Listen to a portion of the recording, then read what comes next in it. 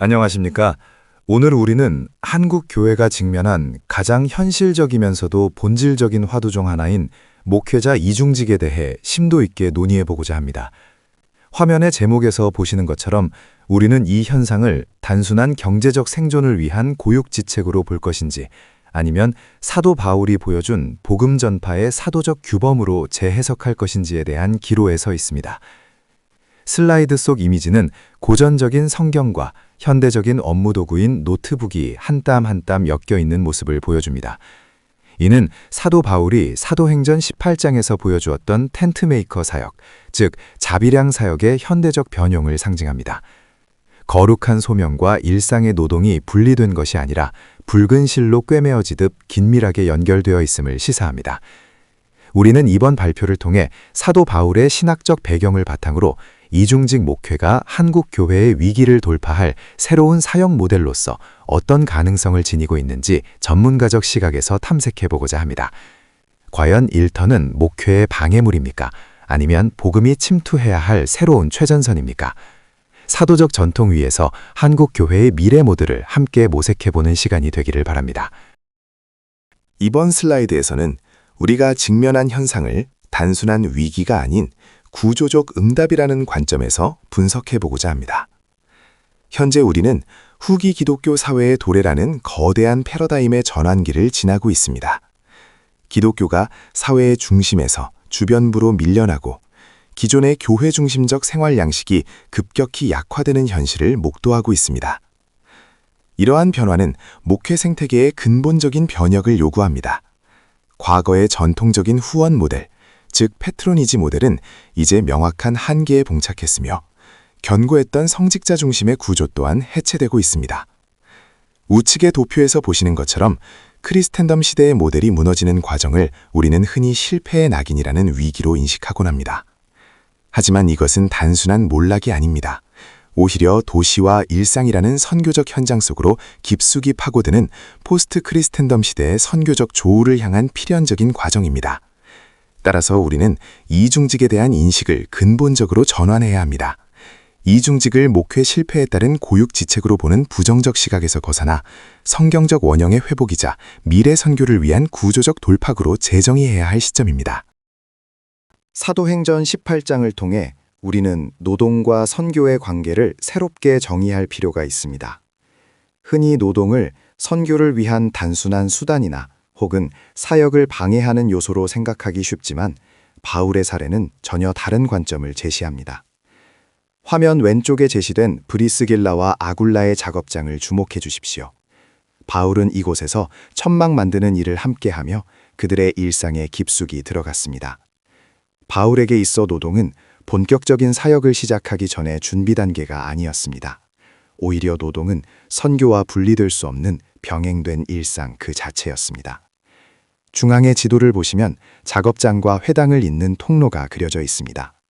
바울은 안식일에는 회당에서 강론하며 말씀 사역에 매진했지만 평일의 노동은 그가 사회의 핵심부로 스며들어 사람들과 소통하는 가장 강력한 통로가 되었습니다. 즉, 노동과 말씀 사역은 대립하는 개념이 아니라 서로를 보완하는 구조였습니다. 결론적으로 바울의 텐트메이커 사역은 단순히 재정적 어려움을 해결하기 위한 임기응변이 아니었습니다.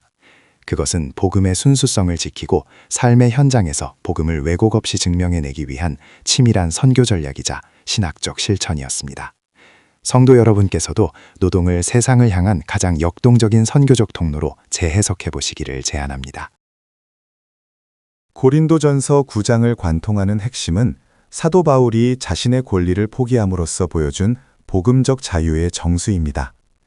화면의 저울 왼쪽을 보시면 사도적 권리, 즉 사역자로서 사례를 받을 정당한 권리가 놓여 있습니다. 바울은 본문 1절에서 14절에 걸쳐 논리적이고도 강력하게 이 권리의 당위성을 변증합니다. 이는 결코 부정할 수 없는 사도의 법적, 영적 권리임을 분명히 합니다. 하지만 오른쪽을 주목해 주십시오. 바울은 복음에 아무런 장애가 없게 하려고 그 정당한 권리를 스스로 사용하지 않기로 선택합니다. 저울은 시각적으로 깃털처럼 가벼워 보이지만 실상 그것은 더 큰 가치를 지닌 복음의 자유 쪽으로 기울어져 있습니다. 권리가 있음에도 그것을 쓰지 않는 것이야말로 진정한 의미의 자유라는 것을 보여줍니다. 결론적으로 바울의 텐트메이커 사역은 경제적 결핍이나 사역적 능력 부족의 결과가 아닙니다. 그것은 고도의 사도적 자기절제이자 복음을 위해 선택한 가장 능동적인 자유의 행사입니다.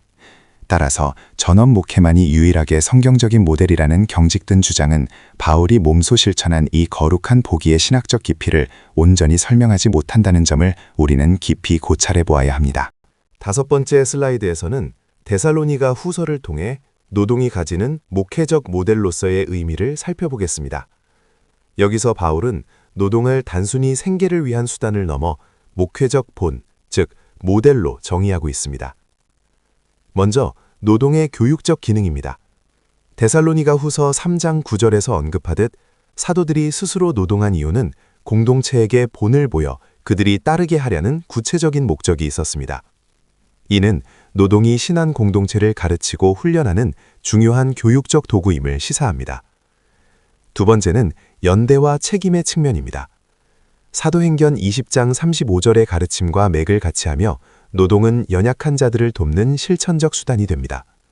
또한 이는 종말론적 긴장 속에서 자칫 무너질 수 있는 삶의 질서를 유지하게 하는 영적 훈련의 과정이기도 합니다. 마지막으로 권위의 재구성입니다. 목회자의 노동이나 이중직이 사도적 권위를 약화시킨다는 우려와 달리 성경적 관점에서는 오히려 수고하여 일하는 모습 자체가 권위의 실천적 근거가 된다고 강조합니다. 결론적으로 데살로니가 후서는 노동을 목회적 권위를 해치는 요소가 아니라 오히려 공동체를 세우고 사역의 진정성을 담보하는 핵심적인 목회 모델로 제시하고 있습니다. 이제 우리는 소명론에 대한 새로운 재구성이 필요합니다. 화면의 도식에서 볼 수 있듯이 강단과 일터는 분리된 영역이 아닙니다. 종교개혁의 전통에 따르면 소명은 결코 성직에만 국한되지 않습니다.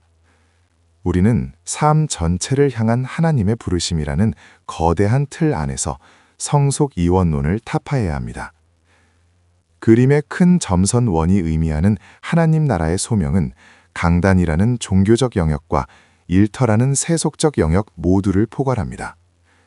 따라서 목회자가 세속 직업을 갖는 이중직은 사역의 분산이나 집중력의 저하가 아니라 오히려 소명의 확장으로 이해해야 합니다. 강단에서의 사역과 일터에서의 노동은 별개의 정체성이 아니라 단 하나의 통합된 소명이 서로 다른 두 영역에서 구체적으로 표현되는 과정인 것입니다. 이러한 관점의 전환이야말로 현대 사회에서 사역자의 전문성과 정체성을 확립하는 핵심적인 기초가 될 것입니다. 창조 명령과 하나님 나라라는 관점에서 우리는 일터를 새롭게 정의해야 합니다. 이번 장에서는 일터가 단순히 생계수단이 아닌 진정한 예배의 처소임을 강조하고자 합니다. 먼저 타락 이전의 노동에 주목해 보십시오. 노동은 결코 죄의 결과나 형벌이 아닙니다. 창세기 1장과 2장에 명시된 바와 같이 노동은 창조 질서 안에서 부여된 하나님의 거룩한 명령입니다. 따라서 목회자의 노동 역시 하나님의 창조 사역에 동참하는 거룩한 행위로 이해되어야 합니다. 다음으로 하나님 나라의 침투라는 측면에서 볼 때 그리스도의 구속은 노동으로부터의 탈출이 아니라 노동의 본질적인 회복을 의미합니다. 이중직 목회자는 세속 사회의 한복판에서 정의와 섬김이라는 하나님 나라의 가치를 증언하는 중요한 역할을 수행합니다. 결국 핵심은 우리가 노동을 하느냐 마느냐의 여부가 아닙니다. 그 노동이 과연 하나님 나라를 지향하고 있는가라는 본질적인 방향성의 문제입니다. 우리는 일터라는 현장에서 하나님 나라를 구현해 나가는 소명을 다시금 확인해야 합니다. 선교학적 패러다임의 중대한 전환인 파송에서 침투로의 변화를 살펴보겠습니다. 왼쪽의 전통적 모델은 견고한 성벽으로 둘러싸인 성으로 시각화되어 있습니다. 이는 전형적인 교회 중심의 와서 보라는 방식이며 성직자라는 특수한 신분이 오히려 일반 사회와 소통하는 데 있어 장벽이 되는 한계를 지닙니다. 반면 오른쪽의 자비량 모델인 텐트메이킹은 유기적으로 연결된 네트워크 구조를 보여줍니다. 이는 현장 중심의 가서 살라는 철학을 바탕으로 합니다. 여기서 개인의 직업은 선교 대상지로 깊숙이 진입할 수 있는 공식적인 통로, 즉 패스포트가 됩니다. 후기 기독교 사회로 접어들면서 직업의 의미는 근본적으로 재정이 되어야 합니다. 이제 직업은 단순한 생계수단이 아니라 불신자들과 일상적인 관계를 맺고 깊은 신뢰를 형성하는 가장 강력한 선교적 접촉점입니다. 우리는 이러한 변화를 통해 세상이라는 조직의 하부 구조 속으로 침투하는 새로운 선교 전략을 수립해야 합니다. 이어서 9번째 슬라이드에서는 목회 정체성과 정신건강의 상관관계, 그리고 보호정치로서의 이중직이 갖는 의미에 대해 심도 있게 살펴보겠습니다. 현대 전업 목회 환경에서 흔히 발견되는 번아웃의 근본 원인은 교회의 양적 질적 성과가 목회자 개인의 생존 및 정체성과 과도하게 밀착되어 있다는 점에 있습니다. 사역의 결과가 곧 자신의 존재 가치로 직결되다 보니 목회자는 늘 한계 이상의 스트레스에 노출될 수밖에 없습니다. 중앙의 도표를 보시면 목회 스트레스라는 무거운 하중이 교회 사역과 사회적 전문 역할이라는 두 개의 기둥으로 분산되는 구조를 확인할 수 있습니다. 여기서 이중직은 단순한 부업이 아닌 일종의 완충지대 역할을 수행합니다. 경제적 자립을 통해 목회자가 교회의 피고용인이라는 압박감에서 벗어나 독립적인 리더로 서게 하며 사역에서의 일시적인 침체가 곧 존재론적인 실패로 귀결되지 않도록 심리적 지지대 역할을 하는 것입니다. 결국 사회적 관계 속에서 얻는 성취 경험은 에너지를 소모하는 과업에 그치는 것이 아니라 오히려 목회자의 영성을 더 건강하게 유지하는 균형추가 됩니다. 사역 외적인 삶의 영역이 확보될 때 목회자는 비로소 정서적 안정감을 바탕으로 지속 가능한 소명을 이어갈 수 있다는 것이 이번 장의 핵심 인사이트입니다. 이번 슬라이드에서는 설교학적 관점에서 성육신적 설교가 지닌 강력한 힘에 대해 논의해보고자 합니다. 성육신적 설교의 핵심은 바로 공유된 현실에 있습니다. 회중은 설교자가 단순히 성경 지식을 전달하는 것을 넘어 그들의 구체적이고 치열한 삶의 현장인 월급과 상사와의 관계, 그리고 고단한 야근의 현실을 깊이 이해하고 있다고 느낄 때 비로소 마음의 귀를 열게 됩니다. 다음으로 주목해야 할 요소는 실존적 권위입니다. 설교의 진정한 권위는 목회자라는 직함이나 지위에서 나오는 것이 아니라 선포하는 메시지와 설교자의 삶이 일치될 때 발생합니다. 책상 위에서 학문적으로만 정리된 신학이 아니라 성도들과 함께 부대끼는 삶의 현장에서 치열하게 숙성된 말씀이 선포될 때 비로소 영적인 울림이 생기는 것입니다. 마지막으로 우리는 증인의 권위를 회복해야 합니다. 설교자는 모든 문제의 정답을 완벽하게 제시하는 전문가라기보다 세상이라는 거친 현장에서 말씀대로 살아가기 위해 함께 몸부림치는 한 명의 증인이 되어야 합니다. 이러한 성육신적 접근이 이루어질 때 설교는 단순한 이론을 넘어 청중의 삶을 실질적으로 변화시키는 강력한 동력이 됩니다. 다음으로 목회의 질에 대해 함께 고민해 보고자 합니다. 우리는 흔히 목회의 질을 시간의 양과 동일시하곤 합니다. 그래서 이중직 목회를 시작할 때 가장 먼저 마주하는 심리적 장벽은 설교 준비 시간이 부족해지거나 성도들을 돌볼 시간이 줄어든다는 불안감, 즉 시간 부족의 신화입니다. 하지만 우리가 주목해야 할 진실은 목회의 본질이 투입된 물리적 시간보다 본문에 대한 이해의 깊이와 목회자 자신의 삶이 신앙과 얼마나 통합되어 있는가에 달려 있다는 점입니다. 왼쪽의 피라미드 구조를 보시면 과거의 목회는 성직자가 정점에 서서 모든 사역을 독점하고 평신도는 수동적으로 의존하는 형태였습니다. 그러나 이중직 목회는 이러한 수직적 구조를 깨트리는 촉매제가 됩니다. 오른쪽의 네트워크형 구조처럼 목사 혼자 짊어지던 사역의 짐을 나누고 평신도 리더십을 실질적으로 활성화하는 계기를 마련합니다. 결국 이중직 목회는 단순히 생계를 위한 선택을 넘어 성직자 의존형 교회에서 만인 제사장적 교회로 나아가는 근본적인 체질 개선의 과정이라 할 수 있습니다. 시간의 양에 매몰되기보다 관계의 깊이와 사역의 분립을 통해 교회의 건강성을 회복하는 전환점이 필요합니다. 다음으로 현재 제기되고 있는 주요 반대 논거들에 대해 명확히 짚고 넘어가겠습니다. 첫 번째 우려는 세속화의 위험입니다. 그러나 우리가 지향하는 바는 교회라는 울타리 안에서의 종교 놀이가 아닙니다. 오히려 세상의 현장 속으로 직접 들어가 세상을 거룩하게 변화시키는 실질적인 성화, 즉 sanctification의 과정이라고 보아야 합니다. 두 번째는 사역자의 권위가 하락할 것이라는 시각입니다.